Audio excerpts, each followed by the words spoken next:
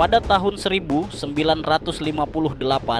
dua pesawat tempur F-15 Iraam milik Angkatan Udara Israel melintasi wilayah udara Lebanon dengan kecepatan tinggi, sekitar 480 knot laut, hanya beberapa detik sebelum melakukan serangan presisi pertama. Masing-masing pesawat membawa sekitar 8.000 pon amunisi berpemandu akurat, termasuk 4 bom GBU-31J yang dalam hitungan detik akan mengubah malam Kamis yang tenang menjadi situasi yang sangat kacau di wilayah selatan Lebanon. Sang pilot utama memeriksa panel kendali terakhir kali. Semua lampu indikator menyala hijau, tanda bahwa seluruh sistem siap. 2 dari bom yang dibawanya dilengkapi hulu ledak BLU-109, dirancang untuk menembus struktur beton bertulang dengan efisiensi tinggi, hampir seperti menusuk karton tebal. Sementara itu, 2 amunisi lainnya adalah bom Mark 84 membawa sekitar 945 pon bahan peledak tritonal. Cukup kuat untuk meratakan bangunan dalam satu blok kota jika dibutuhkan. Dalam waktu 45 detik, pilotnya harus menjatuhkan bom pertama, diikuti oleh 19 menit misi tambahan untuk menyerang 5 target lain dalam radius 30 km sebelum sistem pertahanan udara Lebanon mulai aktif. Tugas ini menuntut akurasi ekstrim. Jika ada keterlambatan 2 detik saja, seluruh rangkaian misi bisa gagal total. Petugas sistem senjata yang duduk di belakang menunduk mengoperasikan kamera termal untuk mengunci target pertama. Berdasarkan informasi intelijen, beberapa bengkel mobil yang terlihat biasa sebenarnya menyembunyikan peralatan atau aktivitas yang mencurigakan. Meskipun malam telah tiba, gambar inframerah terlihat sangat jelas. Di pesawat kedua, situasinya serupa. Kedua, kru bersiap untuk menjalankan serangan udara di Provinsi Nabatie. Sang pilot menarik napas dalam-dalam, lalu mendorong tuas kemudi ke depan, menukik sedikit ke arah titik pelepasan pertama. Mesin ganda F-15I masing-masing menghasilkan 29.100 pon gaya dorong saat afterburner aktif mulai bekerja penuh. Saatnya untuk beraksi. Meski tampak seperti jet tempur biasa, kekuatan sebenarnya dari F-51I ada di kursi belakang, di mana operator WSO (Weapon Systems Officer) memproses data dalam jumlah luar biasa, bahkan lebih kompleks dari sistem perdagangan saham di Wall Street. Komputer manajemen tempur di pesawat ini mampu memproses ribuan variabel per detik, mulai dari kecepatan angin di berbagai ketinggian, bentuk orbit GPS satelit, kondisi target, hingga rotasi bumi. Semua data ini hanya untuk menjawab satu pertanyaan penting: di mana lokasi terbaik untuk menjatuhkan bom? Kubah transparan yang terlihat adalah jendela pandang WSO ke arah tanah. Sensor inframerah depan, FLIR, miliknya didinginkan hingga 196 derajat Celcius, lebih dingin dari nitrogen cair, sehingga bisa mendeteksi panas tubuh manusia dari jarak hingga 15 km.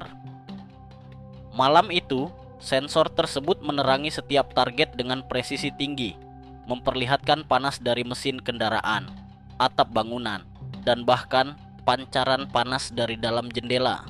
Proses akuisisi target dimulai dengan mode pencarian area luas memindai dalam bentuk kerucut 60 derajat di bawah pesawat. Begitu sensor mendeteksi perbedaan suhu yang signifikan antara bangunan dan tanah di sekitarnya, sistem beralih ke bidang pandang sempit memperbesar hingga 20 kali lipat. Meskipun pesawat melaju dengan kecepatan sangat tinggi, sistem stabilisasi gambar sangat canggih, memastikan bahwa target tetap terkunci secara akurat, bahkan dalam kondisi turbulensi. Disinilah proses pencocokan bom dan target menjadi lebih kompleks. Komputer menjalankan algoritma prioritas, memperhitungkan kedalaman penetrasi, mode aktivasi, dan efek ledakan yang diinginkan.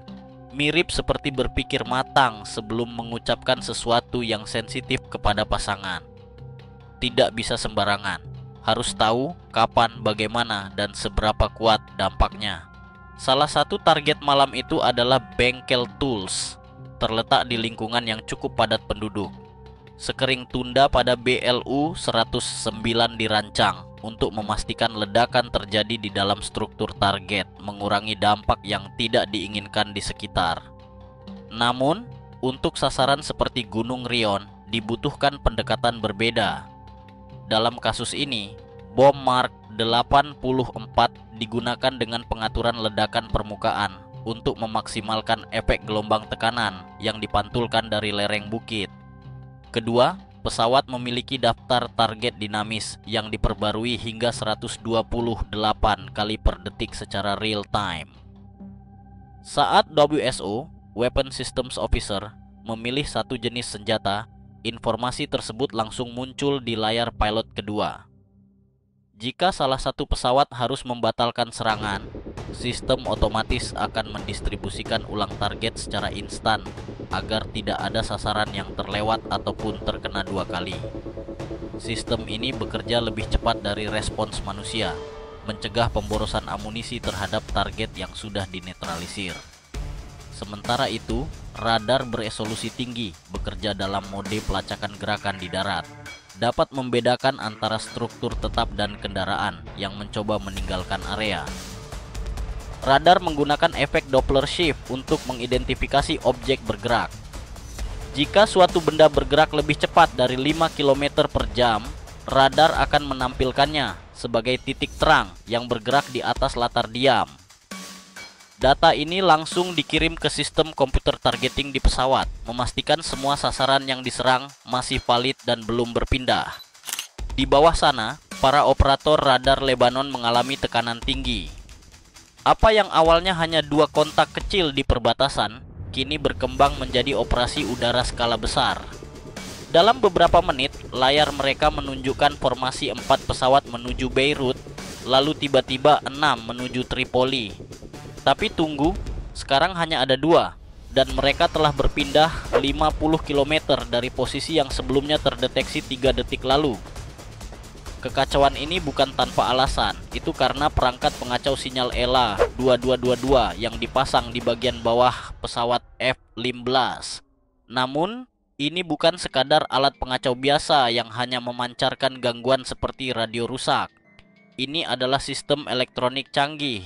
Perangkat ini secara aktif mendengarkan sinyal radar musuh, lalu merekam dan memutar kembali sinyal dengan sedikit perubahan. Misalnya, dengan menambahkan penundaan mikrodetik pada sinyal pantulan, lokasi pesawat tampak seolah-olah berada 10 km lebih jauh. Jika frekuensi sinyal juga dimodifikasi, maka kecepatan dan arah terbang yang ditampilkan pun akan tampak tidak masuk akal. Teknologi yang digunakan disebut DRFM, Digital Radio Frequency Memory, perangkat penyimpanan digital berfrekuensi tinggi. Saat radar musuh memancarkan gelombang pada frekuensi 2,8 GHz dari sistem P-18, DRFM akan menangkap dan menyalin karakteristik pulsa tersebut, lalu memutarnya kembali dalam beberapa versi berbeda. Satu versi mungkin menunjukkan posisi pesawat benar, tapi di ketinggian yang salah. Versi lain menunjukkan ketinggian akurat, tapi menambahkan 40 mil laut pada kecepatannya.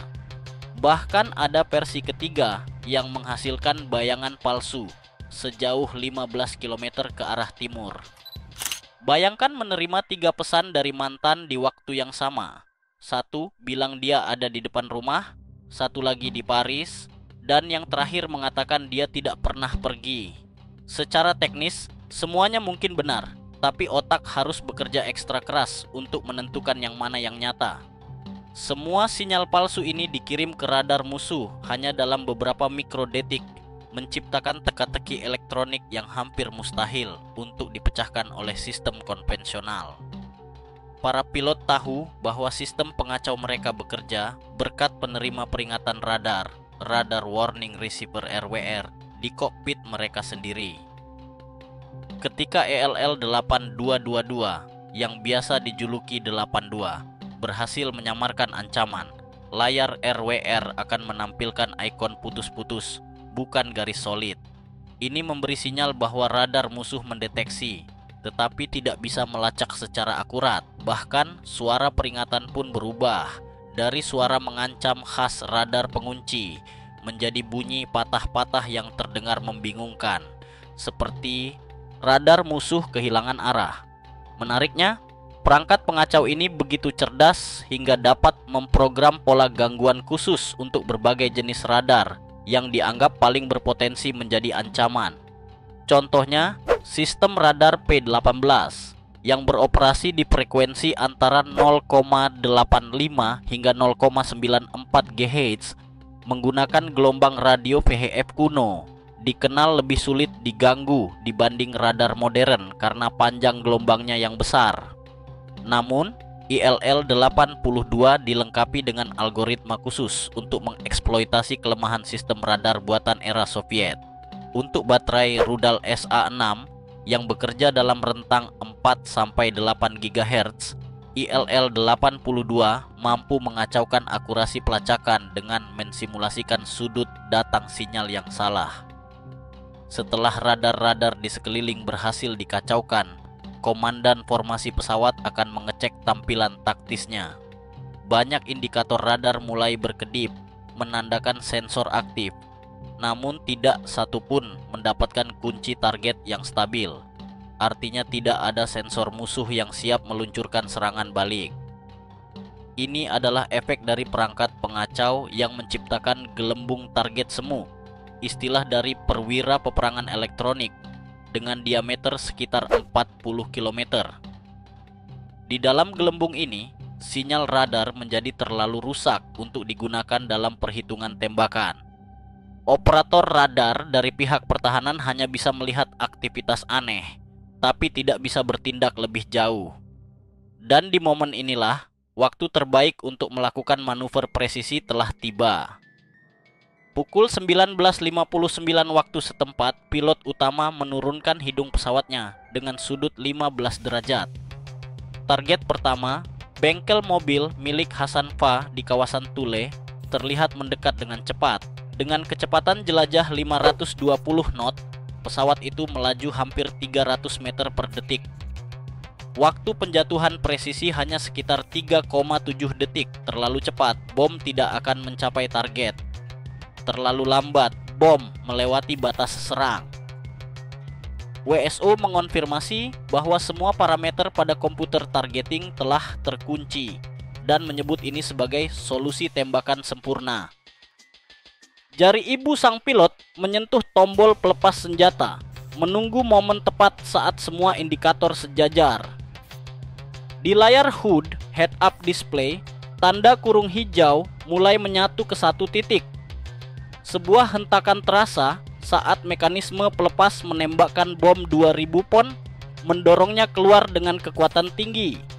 Unit pemandu GPS pada bom GBU-31 langsung aktif, menangkap sinyal satelit dan membuka sayap kecil penstabil.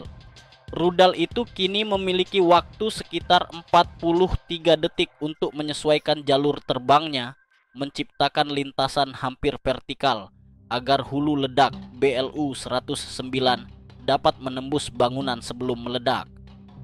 Otonomi bom JDAM sungguh mengesankan. Begitu dilepaskan, bom ini secara efektif menjadi robot cerdas dengan satu misi: menabrak koordinat dengan presisi tinggi. GPS dalam bom melacak sinyal dari minimal 4 satelit, memperbarui posisi 10 kali setiap detik. Tapi hanya mengandalkan GPS saja tidak cukup. Sinyalnya bisa terganggu atau bahkan dimanipulasi. Disinilah sistem navigasi inersia INS berperan sebagai cadangan, dengan giroskop laser untuk mendeteksi rotasi dan akselerometer untuk gerakan linear. Komputer di dalam bom terus-menerus membandingkan data INS dan GPS. Jika selisih posisi melebihi 5 meter, sistem otomatis akan beralih hanya menggunakan INF, mengorbankan sedikit akurasi demi menghindari kesalahan fatal akibat gangguan sinyal. Kondisi cuaca juga menjadi faktor penentu. Malam ini, terdapat angin silang 15 knot dari barat pada ketinggian penjatuhan dan 22 knot dari barat daya di ketinggian 5.000 kaki. Sayap-sayap kecil Jedam terus-menerus menyesuaikan arah, bahkan hingga 20 kali per detik untuk mempertahankan jalur terbaik menuju target. Suhu juga memainkan peran penting dalam efektivitas senjata pintar. Di ketinggian 18.000 kaki, kepadatan udara hanya sekitar 50% dari yang ada di permukaan laut. Hal ini tentu memengaruhi rasio luncur, glide ratio, dari bom karena udara yang lebih tipis mengurangi gaya hambat, namun juga menuntut perhitungan ulang terhadap lintasan. Semua faktor ini sebenarnya telah dimasukkan ke dalam komputer misi pesawat sebelum penerbangan. Tetapi sensor-sensor internal dalam bom masih terus melakukan pembaruan data secara real time selama fase jatuh untuk menjamin akurasi. Koordinasi antar pesawat benar-benar harus presisi layaknya jam tangan Swiss. Pesawat pendamping, wingman, menjaga jarak horizontal 3,7 mil laut dan selisih waktu pelepasan 15 detik. Ini penting untuk menghindari gangguan antar sistem radar dan memastikan kedua pesawat bisa menargetkan lokasi berbeda di dalam kompleks sana secara bersamaan dalam jendela waktu yang disesuaikan. Mereka sedang melakukan semacam tari formasi udara di kecepatan 500 knot. Dalam konteks ini, kesalahan 50 meter atau 2 detik saja bisa mengacaukan seluruh skema serangan terkoordinasi, menurunkan efektivitas hampir separuhnya. Tak ada waktu untuk berpikir panjang. Ketika mereka menuju titik pelepasan berikutnya, pilot pesawat F-51I melakukan manuver tajam ke kiri, menciptakan gaya gravitasi G-force sebesar 6,5 pada badan pesawat, mengarahkan moncongnya ke arah Gunung Rion. Badan pilot menegang, kantong empedu terasa seperti ditekan keras. Dia menahan beban dengan menegangkan otot kaki dan perut untuk menjaga aliran darah tetap ke otak. Di kursi belakang, WSO sudah siap mengatur sistem senjata untuk target berikutnya. Pada tahun 2003, seluruh 8 bom akhirnya telah dilepaskan dan kini terbang dalam jalur yang berbeda-beda di tengah kegelapan malam. Namun, apakah perhitungan waktu pelepasan mereka akurat? Tumbukan pertama terjadi pada pukul 20.40 107 waktu setempat. Dari kamera termal di kokpit, pilot menyaksikan bengkel mobil. Hasanfa telah hancur total, bukan lagi bangunan utuh. Bom penembus BLU-109 menabrak atap dengan kecepatan 267 meter per detik, cukup cepat hingga beton terlihat seolah hanya kertas basah. Bom itu menembus 3 lantai sebelum pemicu waktu aktif dan melepaskan 550 pon bahan peledak daya tinggi. Komponen ledakan bernama COMB meledak dengan kecepatan lebih dari 8.000 meter per detik, menghasilkan tekanan awal hingga 2,7 juta PSI pada titik ledakan. Tekanan ini memang menurun secara eksponensial, namun dalam struktur tertutup, gelombang tekanan akan terpantul dari dinding, menciptakan pola tekanan kompleks. Fase tekanan positif awal berlangsung sekitar 10 milidetik, lalu diikuti tekanan negatif yang secara tidak langsung mengisap kembali puing-puing ke titik pusat. Efek tarik dorong ini menciptakan ciri khas dari ledakan bom penembus struktur. Verifikasi keberhasilan serangan dilakukan melalui beragam sensor. Kanopi kokpit mendeteksi lonjakan panas ekstrem hingga lebih dari 2000 derajat Celcius, menyebabkan sensor inframerah menjadi jenuh sejenak. Setelah penguat, otomatis kamera dikalibrasi ulang. Indikator tambahan pun muncul. Keruntuhan struktural ditunjukkan oleh perubahan suhu drastis di seluruh area target. Ledakan sekunder dari bahan tersimpan pun terdeteksi dan ditandai. BSO menandai target sebagai tereliminasi dan sistem komputer secara otomatis mencatat koordinat GPS, waktu tumbukan, serta ID bom sebagai bagian dari laporan pasca misi. Sementara itu, Ledakan di area pegunungan menunjukkan karakteristik fisik yang berbeda. Ketika bom Mark 84 menghantam Gunung Rion, para insinyur menyebut efek yang dihasilkan sebagai false body, di mana gelombang ledakan langsung bertemu gelombang pantul dari permukaan batu, menciptakan gelombang kejut yang diperkuat dan menyebar sejajar dengan permukaan tanah. Bahan peledak tritonol seberat 945 pon membentuk bola api berdiameter 50 meter dengan gelombang kejut awal bergerak secepat Mach 20 sebelum melambat secara cepat. Ini adalah puncak dari kekuatan senjata modern, presisi tinggi, efisiensi maksimal, dan perhitungan ilmiah dalam setiap detiknya. Namun, perhatian terbesar justru datang dari arah kota sana. Kedua jet tempur F-15 telah menghitung waktu pelepasan bom dengan sangat teliti, sehingga dua bom Mark 84 akan mendarat hanya dalam selisih 1,7 detik. Ketika gelombang kejut dari dua ledakan ini bertemu di udara, dampaknya tidak sekadar bertambah, mereka saling memperkuat. Tekanan dari kedua sisi membentuk zona tekanan tinggi, di mana daya tekan bisa melampaui 52 pound per persegi inci. Sebagai perbandingan, tekanan sebesar 5 pound per persegi inci saja cukup untuk meruntuhkan rumah biasa. Jadi, pada level 52 PSI, bangunan dapat runtuh menjadi debu dan kendaraan terangkat seperti daun diterbangkan angin. Namun, momen pelepasan bom juga menjadi saat yang paling menegangkan. Sistem peringatan radar pesawat tiba-tiba menyala terang, seperti mesin pinball yang baru saja dinyalakan. Ini terjadi saat unit peluncur rudal SA-6 mulai aktif.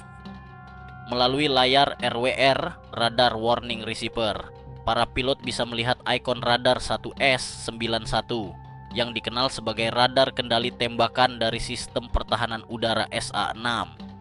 Indikator sinyal menunjukkan minus 45 desibel milimeter. Artinya pesawat mereka telah terdeteksi secara penuh oleh radar musuh. 3 detik setelah itu, sensor ultraviolet menangkap jejak panas dari peluncuran rudal. Saat itulah fase evakuasi darurat dimulai. Langkah penyelamatan ini merupakan kombinasi dari kecepatan, ketinggian, dan taktik pengelabuan. Kedua pesawat F-51I langsung melakukan manuver tajam turun menuju Laut Tengah, sambil meningkatkan kecepatan hingga 600 knot. Ketinggian mereka menurun dengan cepat hingga menyentuh 10.000 kaki, dan setiap 15 detik mereka melepaskan perangkat pengelabuan berupa potongan serat kaca berlapis aluminium yang telah dipotong setengah panjang gelombang dari radar musuh. Saat tersebar di udara, serpihan ini membentuk awan reflektif selebar 100 meter, menciptakan ilusi target palsu yang mengecoh radar dan rudal lawan. Bersamaan dengan itu, perangkat jamming ALQ-135 mulai memancarkan sinyal gangguan kuat di seluruh spektrum frekuensi. Dengan daya 1500 watt, sistem ini mengacaukan sinyal pelacakan dari kepala pencari rudal. Teknik ini sangat presisi. Sistem akan perlahan-lahan menggeser ilusi posisi pesawat dari lokasi sebenarnya, sehingga rudal mengejar ke arah kosong di langit. Ketika digabungkan dengan material pemantul sinyal dan pola terbang menukik, semua itu menciptakan kekacauan sensorik cukup untuk menghindari rudal SA-6 yang sistemnya relatif kuno. Hingga tahun 2011, kedua pesawat F-51I telah berhasil mendarat dengan aman di atas Laut Tengah, kembali ke pangkalan dengan rak senjata kosong dan cukup bahan bakar untuk merayakan kemenangan taktis. Di belakang mereka, 6 kolom asap naik dari target yang sebelumnya dikategorikan sebagai prioritas tinggi. Seluruh misi, dari lepas landas hingga kembali dengan selamat, hanya memakan waktu 26 menit. Dan begitulah cerita tentang presisi, kecepatan, dan teknologi yang berjalan dalam harmoni. Sampai jumpa di misi berikutnya.